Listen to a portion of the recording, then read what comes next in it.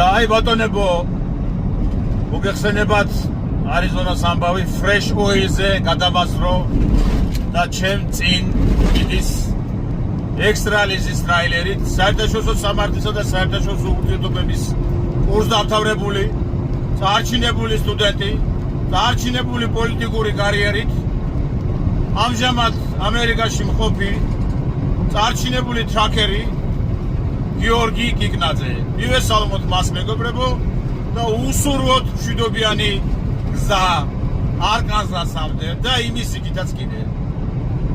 გიორგი კიკნაძე არის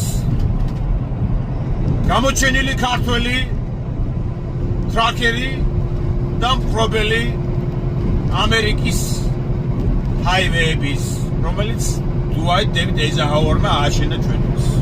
მადლობა ყურადღებისთვის.